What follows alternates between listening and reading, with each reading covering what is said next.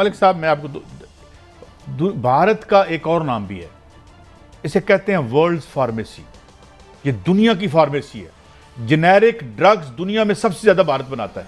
कुछ 60-70 billion dollar ये कमाते हैं। भट्टी साहब ये कहते हैं भुट्टो साहब ने बनवा दिया, ये कर दिया। आपने बनियाने, अंडे और मुर्गियां बनाने के अलावा बनाया। भारत 8% आबादी को वैक्सीन लगा चुका, हम 1% को भी नहीं लगा सके।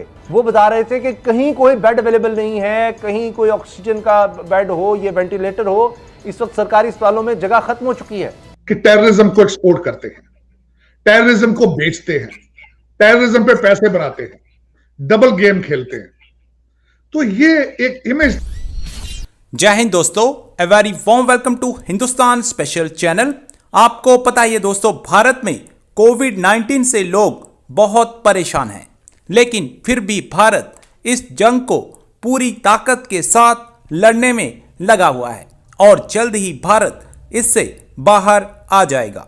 पाकिस्तानी मीडिया ये बता रहा है कि भारत इस वक्त वर्ल्ड की फार्मेसी है। भारत में हर किस्म की दवाई बनती है, लेकिन इसके विपरीत पाकिस्तान आतंक की फैक्ट्री है।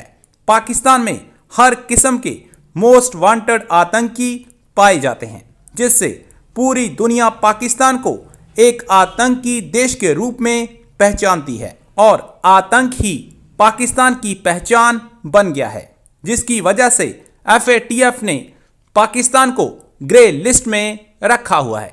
आज की वीडियो में पाकिस्तानी मीडिया ने और क्या कहा, तो चलिए दोस्तों आज की वीडियो की तरफ चलते हैं। मलिक साहब, मैं आपको भारत का एक और नाम भी है, इसे कहते हैं वर्ल्ड फार्मेसी। ये दुनिया की फार्मेसी है। जेनेरिक ड्रग्स दुनिया में सबसे ज्यादा भारत बनाता है। कुछ 60-70 बिलियन डॉलर ये कमाते हैं। दुनिया की 5th बड़ी इकोनॉमी है भारत। दुनिया के इससे सिर्फ 4 5th, ये थोड़ी सी इंग्लैंड के साथ साथ चलता है। 4 चले मान लें, आपकी 6 भी मान लेते हैं। 5 या 4 मुल्क भारत से ज़्यादा अमीर है। मलिक साहब, अच्छा, वो जो आपने ऑक्सीजन की बात की, मैं थोड़ी सी नेगेटिविटी नहीं फैला रहा। आज उन पर एक स्टडी आई है पाकिस्तान में, जो स्टील मिल की आप बात कर रहे हैं, 15 से ज़्यादा उन्होंने इतनी खामियां निकाल दी। उन्होंने कहा ये नामुमकिन नहीं है, मगर बड़ा मुश्किल है ऑक्सीजन की वापस। हमने सिस्टम को तबाह बर्बाद किया, निजाम सारा हमने खराब कर दिया। एक चलता हुआ प्लांट आपने बंद किया, शर्म ही नहीं आती। उसके बाद लक्ष्मी मित्तल कहते थे मैनू दो, ये तो सोने की चिड़िया है। लक्ष्मी मित्तल को ये खरीदने लगे, बेचने लगे थे, स्क्रैप करके लोहा करके बेचने लगे थे।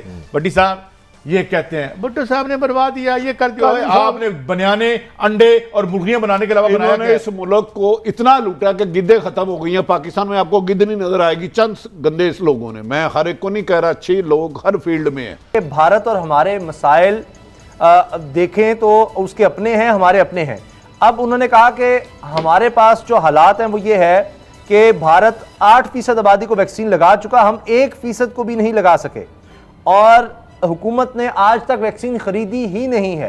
जबकि फैसल सुल्तान साहब कह रहे हैं हमने 3 करोड़ वैक्सीन के लिए मुआहदे कर लिए हैं और 3 कंपनियों से किए हैं, तो आने वाले दिनों में वो आ भी जाएगी। तो बाबर साहब, आप क्या देख रहे हैं? ऑक्सीजन के लिए इंतजाम आपको होते नजर आ रहे हैं? क्योंकि मेरी एक दोस्त से आज बात हो रही थी लाहौर में, वो बता रहे थे कि कहीं कोई बेड अवेलेबल नहीं है, कहीं कोई ऑक्सीजन का बेड हो, ये वेंटिलेटर हो। इस वक्त सरकारी अस्पतालों में जगह खत्म हो चुकी है। उसामा साहब, सूरत हाल तो यही है कि लाहौर सबसे ज़्यादा अफेक्टेड एरिया है पूरे पाकिस्तान में, लेकिन जहाँ पर 8% से ज़्यादा केसेस जो हैं वो रिपोर्ट हो रहे हैं। बड़ी देर होगी आपसे बात नहीं हुई, बहुत सारी डेवलपमेंट्स हैं। अमेरिका बहादुर जो है उसकी foreign policy towards Pakistan, towards India, south Asia और इंटरनल भी आपको पता है बहुत सारी डेवलपमेंट्स हो चुकी हैं पाकिस्तान में। मैं फॉरेन पॉलिसी पे तो बात पे आता हूं और जो इंडिया पाकिस्तान पे अमेरिका कैसे देख रहा है। पहले मैं आपसे बात करना चाह रहा हूं तारड़ साहब के, ये जो नए मिलिटेंट्स पाकिस्तान में इमर्ज हुए हैं, how does Washington see this? और आप क्योंकि घूमते फिरते हैं पॉलिसी सर्कल्स में भी, अपने मुआशरे के साथ भी आपका कनेक्शन है, आपने देखा किस तरह पाकिस्तान में हालात बेहतर थे फिर खराब हुए, और ये एक तरफ हम इनको दहशतगर्द करार देते हैं, बैन करते हैं, दूसरे दिन जो है इनको इजाजत दे देते हैं, सियासी जमात कहते हैं। So how do you all see this sir? देखिए, इसमें मैं आपको 2 इसमें अपने आइडियाज दूंगा, एक as an American point of view और एज एक Pakistani point of view. Pakistani point of view से मेरे ख्याल में ये मेरे ख्याल में पाकिस्तान की हिस्ट्री में एक और मजाक है जिसको बड़ा पुअरली हैंडल किया गया। एक मजहबी जमात जो कि बाद में सियासी जमात बनी, पहले उसके बारे में कहा जाता था कि एस्टेब्लिशमेंट की वो फेवरेट जमात है, फेवरेट एक ग्रुप ऑफ मुसलमान है, जिस तरह रिजवी साहब ऊपर के सामने आए बड़े शॉर्ट पीरियड में मुमताज कादरी साहब के बाद।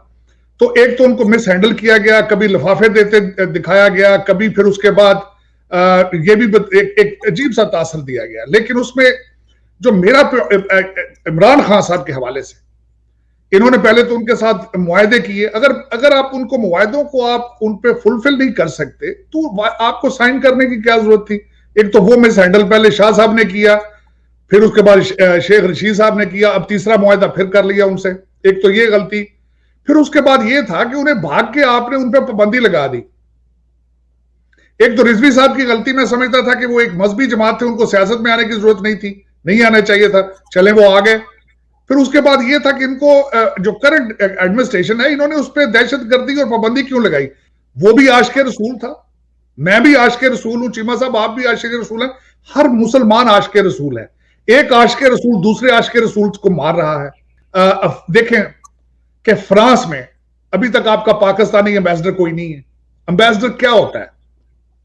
आपके अवाम का एक नुमाइंदा होता है, आपके जज्बात की अक्कासी करता है वहां पे। आप चले, एक तो ये मसला मिस हैंडल, आपने कौन सा मसला अच्छे तरीके से हैंडल किया है? आपके आटे के डाके हैं, चीनी के डाके हैं, आपके कई और चीजें हैं। मेरा मकसद एक चीज नहीं है, ब्लंडर पे ब्लंडर है। एक तो ये मिस हैंडल। अब अमेरिका इसको किस नजर से देखता है?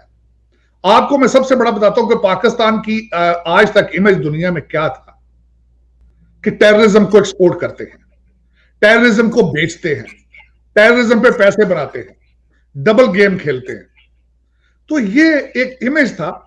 तो वो अभी इमेज सॉफ्ट होने के आसपास ही था कि आपने इस तरह का एक दोबारा एक कोविड जो कि एक इतनी बड़ी एक ट्रेजेडी दुनिया सफर कर रही है, आपने फिर अपना वही चेहरा दिखा दिया है कि सड़कों के ऊपर लोग निकल रहे हैं और अपने इमलाक को जला रहे हैं। दूसरा, वजीर आजम साहब, मुझे समझ नहीं आई कि वजीर आजम साहब खान साहब आके टीवी पे कौम को डरा रहे हैं कि हमने फ्रांस का एम्बेसडर वापस भेज दिया तो यूरोपियन यूनियन बंद कर देगी। मुझे ये बताएं आपकी क्या चीज एक्सपोर्ट हो रही है? पहले आपका स्वाय एड का पैसा आता है और वापस दुबई और लंदन और न्यूयॉर्क चला जाता है, आपकी एस्टेब्लिशमेंट और आपके पेशावर सियासतदान उसको खा जाते हैं। वो असली जगह पर तो जाती कोई चीज नहीं। आप मुझे ये बताएं, स्वाय सियालकोट से चंद कटलरी सेट, सर्जिकल चीजें और लेदर की जैकेटों के अलावा आपके पास क्या चीज आप एक्सपोर्ट कर रहे हैं, या क्या सलाहियतें रखते हैं आप? तो खामखा कौम को डरा रहे हैं कि हमने फ्रेंच एम्बेसडर को ये किया तो ये हो जाएगा, वो हो जाएगा। मेरा खुदा रहा, आपके पास सिर्फ एक मैंडेट था करप्शन को रोकने का, वो आप रोक नहीं सके।